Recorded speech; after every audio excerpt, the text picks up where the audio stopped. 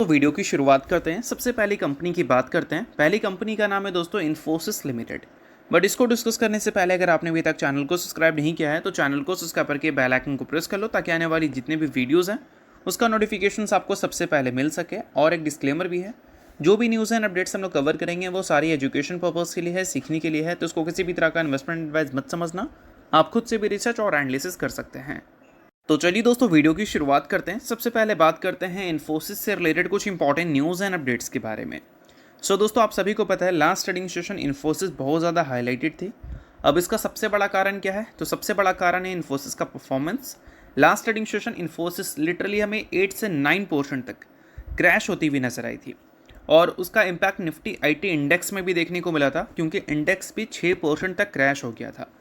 अब ये सब की शुरुआत हुई थी अमेरिका से, जब इन्फोसिस एडीआर का शेयर 9.5% से ज़्यादा की क्रैश के साथ नेगेटिव क्लोजिंग दिया था, और उसकी वजह से सेंटिमेंट हाईली नेगेटिव हो गई थी इंडिया की आईटी कंपनीज़ के लिए।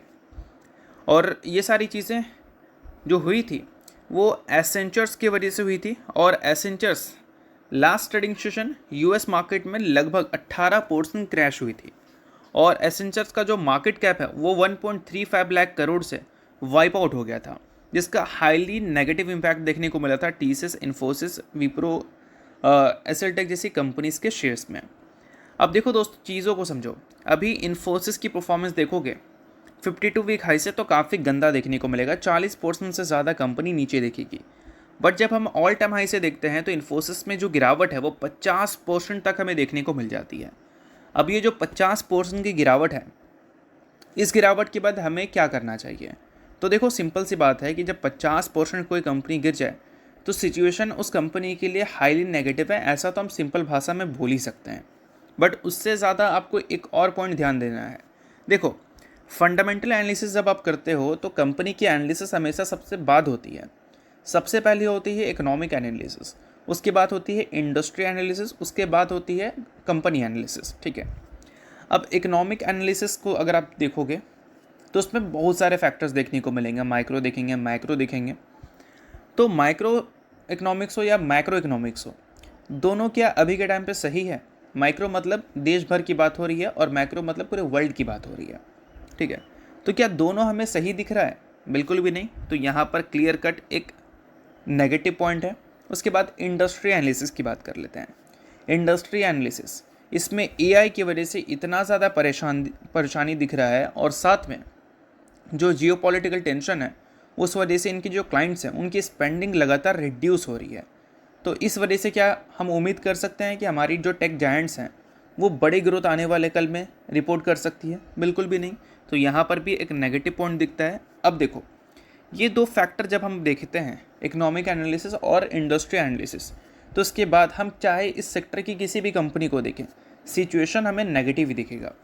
अब इन दोनों फैक्टर्स को हम पॉजिटिव देखते हैं मान लो, और इन्फोसिस नेगेटिव दिखती, तो सिर्फ इन्फोसिस ही नेगेटिव होती, बाकी के टेक कंपनी में से कुछ कंपनी की परफॉर्मेंस अच्छी होती, बट पूरा का पूरा टेक इंडस्ट्री ही ख़राब कर रहा है। मतलब पूरे टेक इंडस्ट्रीज़ के लिए ही सिचुएशन ख़राब है, चाहे आप इन्फोसिस की बात कर लो या टीसीएस जैसे बड़े जायंट्स की बात कर लो। तो आई होप आपको चीज़ें समझ आ गई होंगी। किसी एक कंपनी को ब्लेम करना पूरी तरह से गलत है। अगर एनालिसिस करना है तो इकोनॉमिक का एनालिसिस करो और इंडस्ट्री का एनालिसिस करो, उससे आपको बेटर क्लैरिटी मिल जाएगा कि आपको किसी एक कंपनी में रहना है या फिर पूरे सेक्टर से ही अपने पैसे को रीशफल करना है। आई होप आपको चीज़ें समझ आ रही होंगी। बाकी मैं किसी भी तरह का आपको रिकमेंडेशन नहीं दे रहा हूँ। तो चलिए अब बात कर लेते हैं अगली कंपनी के बारे में। तो अगली कंपनी है दोस्तों Tata power limited. Tata power से रिलेटेड बात करें तो एक रिसेंटली न्यूज़ हमें सुनने को मिली है। टाटा पावर को रिसीव हुआ है LOI from REC subsidiary for acquisitions of reactive power SPV। इस चीज़ को मैं थोड़ा सा डिटेल में समझाता हूँ। देखो, यहाँ पर मेंशन किया गया है टाटा पावर जो है वो LOI यानी कि लेटर ऑफ इंटेंट रिसीव की है to acquire special purpose vehicles reactive power transmission. अब यहाँ पर स्पेशल पर्पस व्हीकल मेंशन किया गया है, तो इसका मतलब ये मत समझ लेना कि कोई स्पेशल व्हीकल है उसको खरीदने के लिए ये एक्विजिशंस हो रहा है, ये मतलब नहीं है। देखो, रिएक्टिव पावर ट्रांसमिशन जो है वो इसकी सब्सिडरी है। किसकी? REC की। और यहाँ पर SPV की जो बात की गई है, SPV का जब भी आपको नाम सुनने को मिले यानी कि स्पेशल पर्पस व्हीकल, तो सिंपल सा आप समझ लेना कि रिस्क को कंट्रोल करने के लिए ये एक्विजिशंस किया जा रहा है, जहाँ पर ये जो एसपीवी है वो मैनेज करेगी स्पेसिफिक ऑब्जेक्ट, इसमें रिस्क आ जाता है, सिक्योरिटी मैनेज होगा एसेट्स का। तो ये सारी चीज़ों के लिए हमेशा एसपीवी सुनने को मिलता है। तो ये न्यूज़ जो है वो एक्विजिशन से रिलेटेड है, जो कि बोल सकते हैं कंपनी के फाइनेंशियल्स के लिए ज़्यादा इंपॉर्टेंट है, ना कि कंपनी के बिजनेस से रिलेटेड कोई बहुत बड़ी न्यूज़ है। एसपीवी का सिंपल सा मतलब फाइनेंशियल से रिलेटेड चीज़ों को कंपनी बेहतर करना चाहती है, एसेट को सिक्योरिटी देना चाहती है, रिस्क को कंट्रोल करना चाहती है, और कोई स्पेसिफिक ऑब्जेक्ट होगा जिस पे ये कंपनी काम करेगी। तो ये सारी चीज़ें आपको सुनने को मिलेंगे एसपीवी में। तो चल इसके अलावा बात कर लेते हैं टाटा पावर के थोड़े फ्यूचर प्लान्स के बारे में। तो देखो, टाटा पावर ने एक चीज़ तो क्लियर कर दिया है कि फ्यूचर में एग्रेसिव कैपेक्स तो वो करेंगे, क्योंकि उनका प्लान है कि 1.25 लाख करोड़ तक का वो कैपेक्स करेंगे 2026 से लेकर 2030 के फाइनेंशियल ईयर तक। इसमें 65% का contribution clean and green energy में जाएगा। कंट्रीब्यूशन नहीं, मतलब 65% एलोकेट कर दिया है टोटल कैपेक्स का क्लीन एंड ग्रीन एनर्जी में। और इसका मतलब ये है कि कंपनी एक्सपैंड करने वाली है अपनी ऑपरेशनल कैपेसिटी, कितना 30 गीगावाट तक। और रिन्यूएबल एनर्जी की बात करें तो वहाँ पर कंपनी एक्सपेंशन कर 20 गीगावाट तक की ऑपरेशनल कैपेसिटी करना चाह रही है बाई 2030 फाइनेंशियल ईयर। और सोलर मैन्युफैक्चरिंग की बात करें तो वहाँ पर अभी कंपनी के जो कैपेसिटी हैं वो 4.3 गीगावाट के हैं।